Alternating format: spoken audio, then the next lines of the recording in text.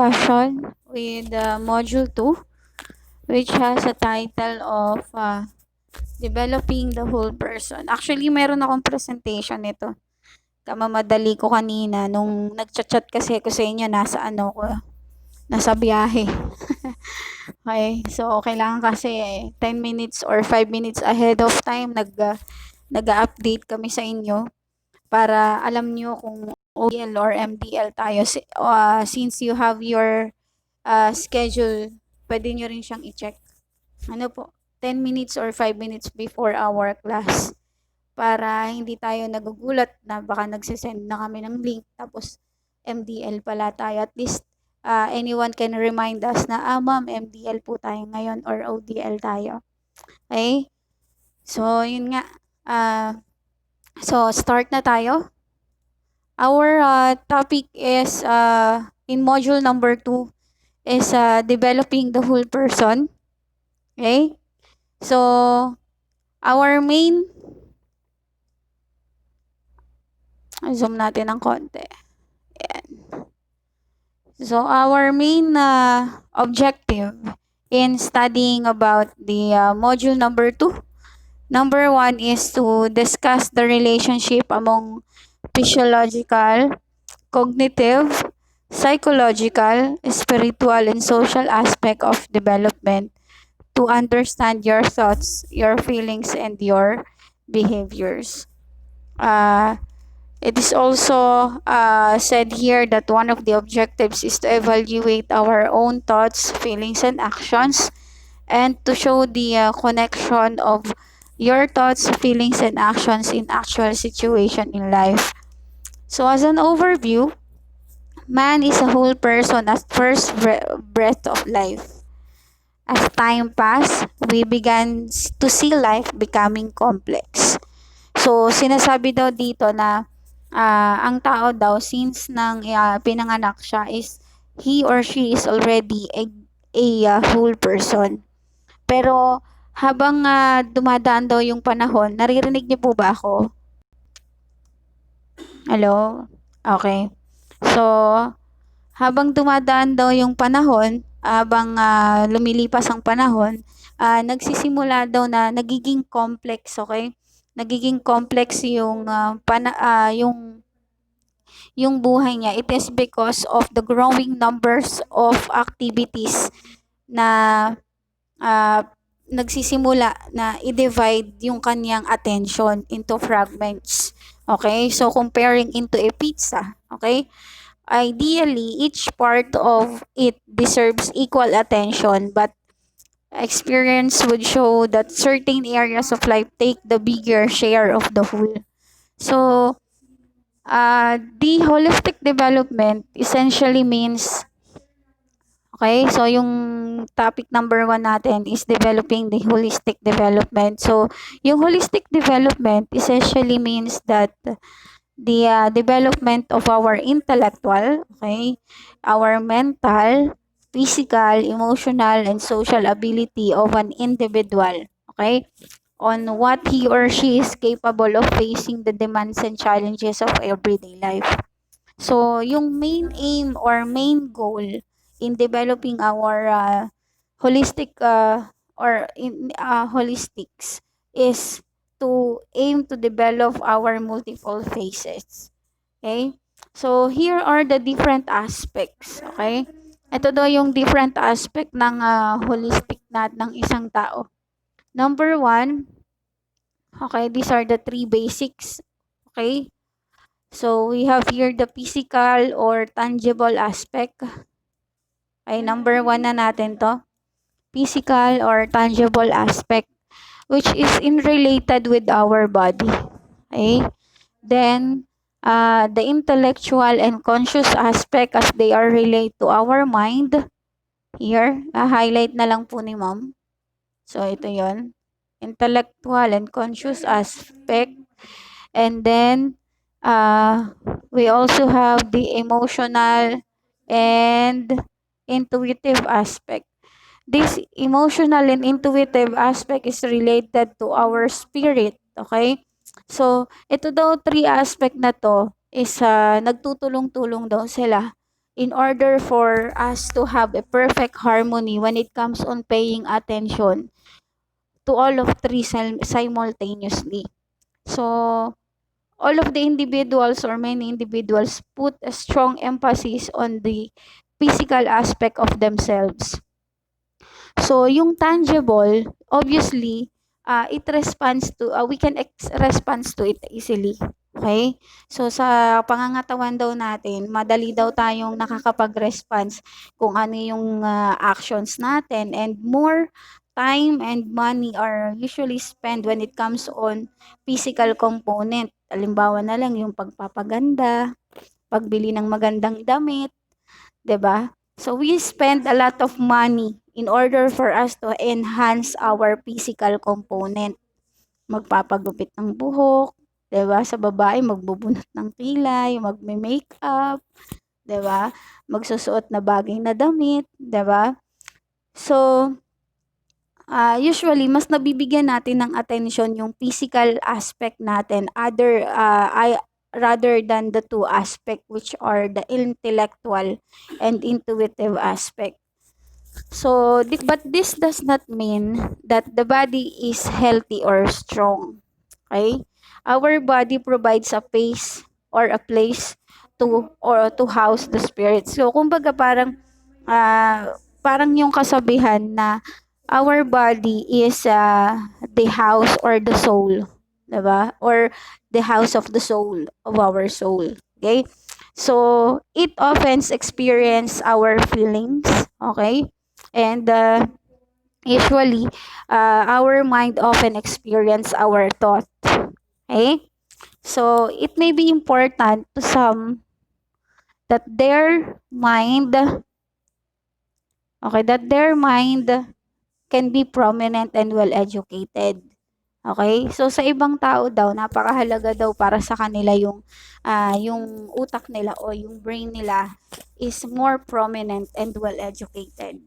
Okay? It is because that the mind is important as it is the part of the self that directs the other two aspect. Tama naman eh, 'di ba? So, yung brain kasi natin has its capacity to control everything that we move, everything that we think, 'di ba? Lahat also emotions. Kumbaga sa computer, it is the system unit of our body, yung ating brain. Then, the mind learns what to do and communicates the information to the body and our feelings. Okay? So, kung ano yung pinaniniwalaan ng mind natin, it is the one that our body manifest or act. Okay? So, kung naniniwala tayo na sa mga positive or negative, yun yung minamanifest ng utak natin. Okay? So, segue lang tayo ng konti. Merong kwento si ma'am. This is about a prophet. Okay? Atong prophet na to is madalas siyang naglalakbay. Naririnig niyo pa po ba si ma'am? Okay, so okay po. So, ito pong prophet na ito, madalas siyang naglalakbay. Okay, sabi dito sa lesson natin, yung mind daw natin has the capacity, okay, in giving us a beliefs while our body manifest or act on it. Okay? So, itong prophet na to, madalas siyang naglalakbay. Ngayon, madalas siyang humiling. Okay? So, syempre, nung one time, nasa isa siyang disyerto, ang sabi nga, our body or our mind has its capacity of wishing also or believing also. So, sabi niya, sana man lang mayroon akong makitang tubig, 'di ba? And then yung automatically his body finds, okay, or his body move and look for a water or the oasis sa disyerto. So may nakita siya. Okay? So kung ano yung pinaniwalaan niya, sabi niya meron siyang makikitang tubig. Meron siyang nakitang tubig. Sumunod naman, sabi niya, sana mayroon akong pagkain. Sabi niya ganun. And then he look for a food. 'Di ba? Parang ang ano, whatever your mind conceive can really achieve, 'di ba? So, ang ginawa niya is naghanap siya ng makakain sa paligid lang ng oasis kasi pag lumayo siya sa oasis wala siyang tubig. Okay? So, may nakita siya ng mga pwede niyang lutuin, 'di ba? So, kasi doon lang merong ano eh, tas may buko, may nainom din siya, 'di ba? So, meron siyang nakitang pwedeng ihawin, 'di ba? So, aside from that, medyo nabusog na siya ng husto. Pero parang hindi pa rin siya kontento. So ang sabi niya, sana man lang meron akong matitirahan. And then again, he find ways, okay, to look for something para makapag-build siya ng house. Then the universe give him a house, 'di ba? And then after that, he also think, okay, and wish for a family, 'di ba? Sana magkaroon ako ng pamilya, 'di ba? And then the universe give him a family, 'di ba? And then by that, sabi niya, kontento na siya, mayroon na siyang pamilya, may bahay na siya, may nakakain siya, may naiinom siya, pero parang gusto niyang magsaya. Okay? So sabi niya, parang gusto kong mag-inom, 'di ba? And then the universe give him a lot of liquor. Binigyan siya ng mga inumin, 'di ba? So nag-inom siya. Okay? So nung langong-lango na siya, bigla niyang naisip, syempre lasing siya, 'di ba? 'Di ba ang tao kapag nakainom sometimes ang naiisip niya is more on negative. So he think of uh, meron daw meron daw multo. Okay? So, and then na meron ngang multo. Tapos naisip niya yung multo, papatayin siya, 'di ba? So, pinatay siya ng multo. Okay? So, anong lesson doon sa kwento ni Ma'am? Okay? So, sabi dito, 'di ba, what our mind believe, our body manifest or act on it. 'Di ba? Our emotions respond to it. Okay? So, kumbaga kung ano yung pinaniniwalaan ng utak natin, sometimes it is something that happen, 'di ba? So, the real lesson there is we should be careful on the things that we think, 'di ba? Be careful on the things that we believe in our mind. Kasi sometimes the most powerful, dalawang klase kasi yun eh. It's either negative or positive. But sometimes the most powerful of those two is the negative, 'di ba? Kung ano yung naiisip natin na negative, sometimes yun yung madalas na namamanifest natin or nangyayari. Sometimes kung ano yung attitude natin sa buong umaga, pagising pa lang natin sa umaga, yun yung namamanifest natin the whole day. So, kailangan nating maging maingat din when it comes on that. Okay? So, sometimes people store both healthy and destructive thoughts on and beliefs and response to life circumstances. So, sabi nga dito, may mga pagkakataon na ang tao daw or the ability to has the ability to store both healthy and destructive thoughts or even beliefs, kagaya ng sinabi ni Ma'am kanina.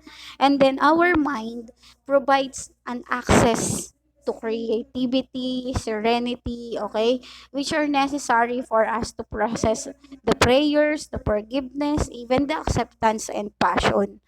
So, ang human emotion daw, they are mostly feared aspect of ourself, okay? So, as an individual are reluctant and unprepared to manage them. Sometimes, yung feelings natin, ito pala yung may pagkakataon na hindi natin kayang i-control. Okay? Sometimes, gumagawa tayo ng decision based on our emotional stress. Okay? Usually, meron siyang strain impact sa emotions natin. Sometimes it is negative, sometimes it is positive, 'di ba? May pagkakataon na kapag tayo ay yung nagde-decision tayo based sa ating emosyon. Pag masaya tayo, nagde-decision tayo. Pag galit tayo, bigla tayong nagde-decision. Halimbawa, ayoko na, nakaka-stress naman yung school. Ayoko nang pumasok, 'di ba? Related ba? Nakaka-relate ba tayo? 'Di ba? O halimbawa na-stress ka sa girlfriend mo, 'di ba? Nag-away kayo. Magdedesisyon ka na lang based on your emotion. Ayoko na, break na tayo. Nakakasawa ka na, 'di ba? Nakakapagod ka na, 'di ba? So, sometimes managing our feelings is like trying to hold water into your palm. Totoo naman eh, 'di ba? May pagkakataon na yung kapag gusto nating i-manage yung nararamdaman natin, parang napaka-imposible kasi parang hinahawakan mo yung tubig at the top of your head pero hindi mo kaya. Okay? So most likely, mas naaapektuhan tayo nung tinatawag na negative emotions. Okay? So yung negative emotions usually uh, it not manage or usually it become a repress, okay, repress on our mind. So sometimes ito yung nagre-retain sa utak natin. Okay, yung mga negative thoughts, halimbawa may ginawa sa ating masama yung tao, naaalala natin yun. Ako personally, 'di ba, sa kapatid ko, lahat ng ginawang masama sa akin ng kapatid ko nung bata kami, tanda ko yun. 'Di ba? So, kumbaga yun yung nagiging destructive yun, 'di ba? Ang tawag natin doon is repression. Nilagyan na ng highlight ni Ma'am para makita natin, okay? Ang tawag pala natin doon is repression, okay? It is a destructive content or to a content self since all feelings and not only negative ones are stored away. So, may kakaiba yung repressions na mag-form ng negative thoughts, negative emotions, okay? May kakayanan siyang mag-form ng anong tinatawag dito, hatred, 'di ba? So, yun yung mga karaniwang Then, usually, accessing feelings when they are needed now becomes very difficult and leaving the individual numb and hopeless. 'Di ba? May pagkakataon na kapag tayo ay depressed, 'di ba? Kapag tayo ay stress, usually yung pag-access natin sa feelings natin parang ang hirap-hirap ibalik. 'Di ba? When we're feeling down, ang pakiramdam natin, hopeless tayo. Most especially ngayon, ngayong pandemic, ang daming nakakaranas ng hirap, 'di ba? So, most of the people sa panahon ngayon, naisip nila, ano ba yan, wala akong trabaho, I feel so hopeless. 'Di ba? Lalo na nung nag-ECQ, halos sa mga tao hindi nakakalabas, 'di ba? So, karamihan is walang trabaho talaga, walang budget. Talagang alam niyo yung nung nagbo-browse ako sa social media, nakikita ko inaaway talaga nila ang DSWD, nagpo-post talaga sila ng asan na yung ayuda, 'di ba? Kasi nai-stress talaga sila eh. 'Di ba? They feel so down kasi wala silang budget. 'Di ba? They feel so hopeless kasi hindi sila nakakalabas ng bahay, 'di ba? So, meron pa ditong isang halimbawa ay pinakita dito. Yung halimbawa that a girl, okay, i-ano lang natin ng konti. Okay. Ayan. So, this is an example about a girl who realizes that she is giving so much attention on her physical aspect, less than attention to her intellectual self. Okay? So, in this way, she can discover how much money and time spent maintaining her psychic and its conscious or consequences in her grades. Okay?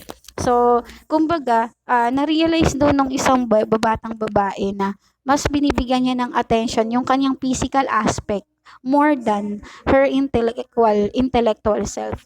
So, habang nare-realize niya, naisip niya na ang dami-dami niya na palang, ang laki-laki na pala ng nagagastos niya when it comes on maintaining her personal psyche, 'di ba? Yung kanyang pampaganda, okay, yung mga binibili niya ng magagandang damit, 'di ba? Mas binibigyan niya pala ng attention doon. And then, nakasama ito, okay? Naging consequences ito when it comes on her grade. And when it comes on her bad honest evaluation to herself, ang ginawa niya, she make a plan to make an effective action to improve her study habits. Okay?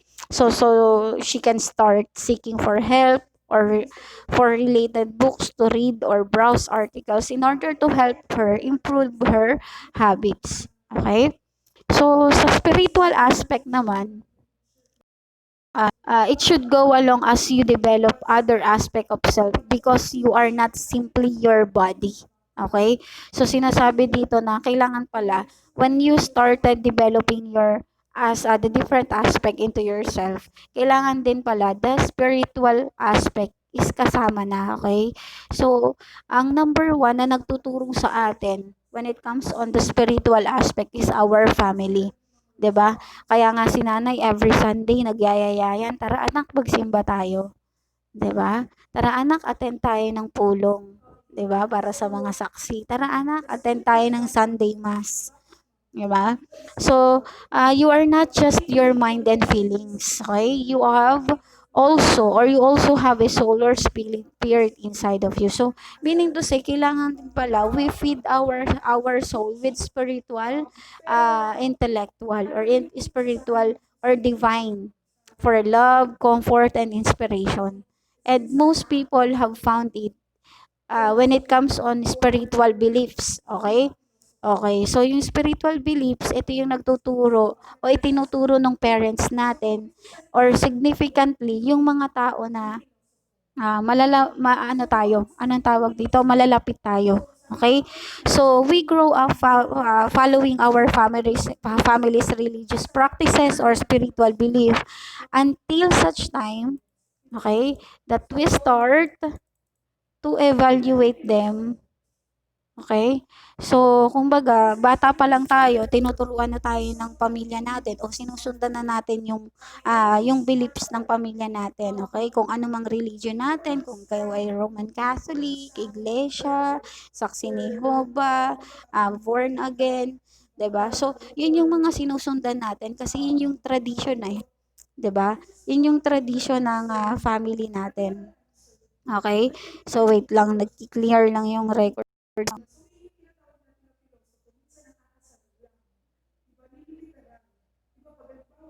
Okay, so balik tayo. So, yun yung lesson natin, ano, for lesson number 1. So, actually, our significant self can evaluate or we can evaluate, okay? Kung ano ba talaga yung gusto natin pagdating ng araw when it comes on religion because it happens significantly during the period of adolescence and we seek identity and establishing experience or independence. Okay, so 'di ba nung bata tayo, sumusunod tayo sa parents natin when it comes on going to church, 'di ba? So kapag tayo ay nasa period of adolescence na, ito yung time kung saan nagsisik na tayo ng identity at saka nag-establish na tayo ng independence. So may pagkakataon na kapag nagyayaya si nanay na magsimba, ang sinasabi mo, "Hindi nay, kaya ko na, ako na lang." 'Di ba? Kasama ko na yung mga barkada ko, kami na lang magsisimba. Sometimes, nagtatago ka pa para hindi ka maaya ni nanay magsimba, 'di ba? Meron nga akong kakilala no?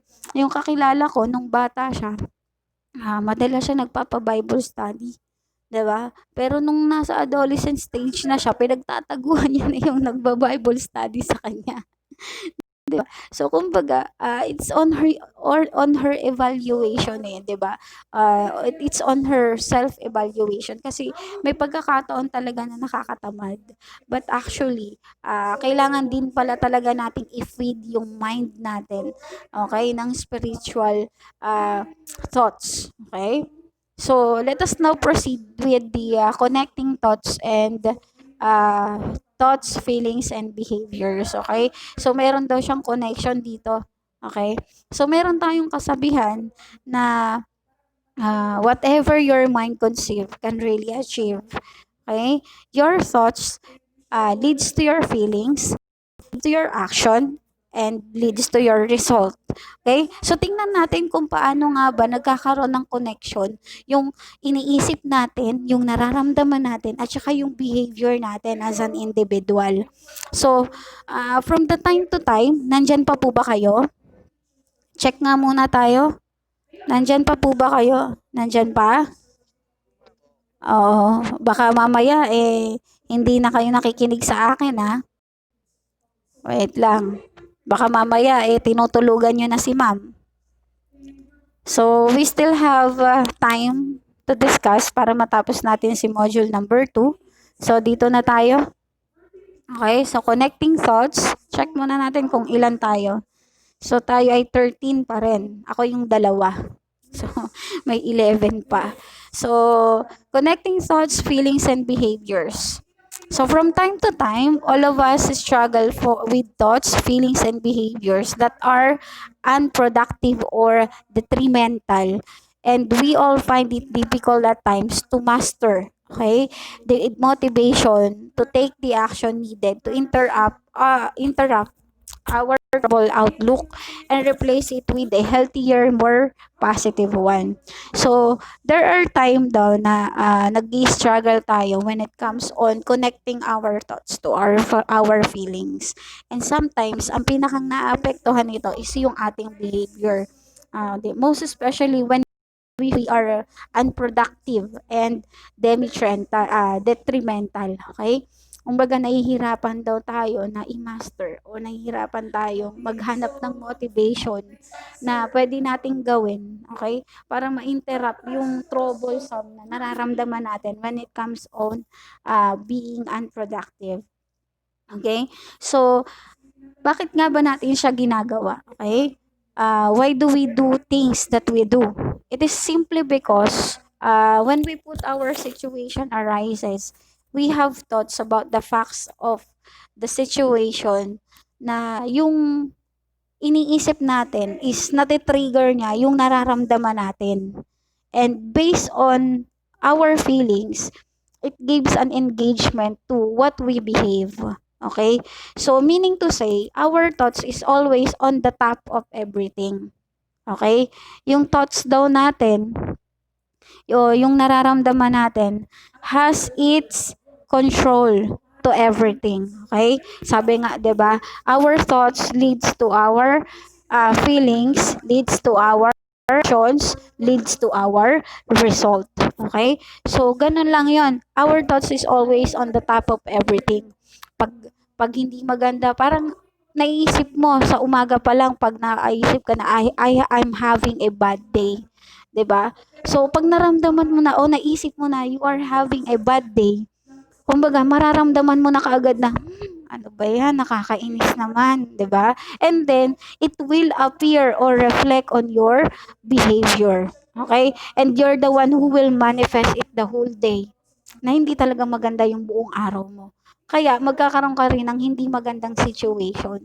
So, we were the one who gives off or manifest what we think. 'Di ba? So, meron tayong kwento dito eh. Actually, we were the one who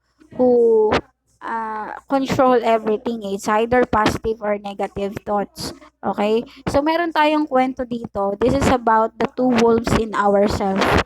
Okay? So, itong kwento na to is, ikunento ng isang Indian Cherokee sa kanyang apo. Okay? So, itong Indian Cherokee na to, ikunento niya sa kanyang apo yung tungkol sa battle, okay? Goes inside the people, okay? So, sabi dito, one evening, an old Cherokee told his grandson about a battle that goes inside the people. Okay? So, sabi niya, my son, the battle is between the two wolves inside of us. Okay? So, it is terrible fight and it is in between the two wolves. Okay?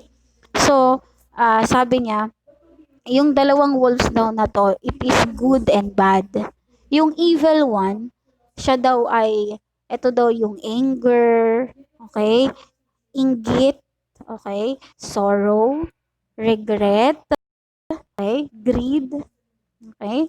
Arrogance, self-pity, okay? Guilt, resentment, inferiority, lies, false, pride, superiority, and ego.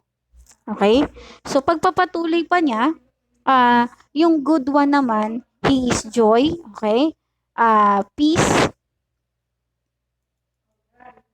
okay? Love, hope, serenity, humility, kindness, benevolence, empathy, generosity, truth, compassion, and faith. Okay? So, nung binanggit ni, nung grandfather or nung Cherokee, Indian old Cherokee, yung description ni old, nung bad wolf at saka nung good wolf, nagtanong ngayon yung apo, sabi niya, which wolf will win? Sabi niya. Tapos sabi nung old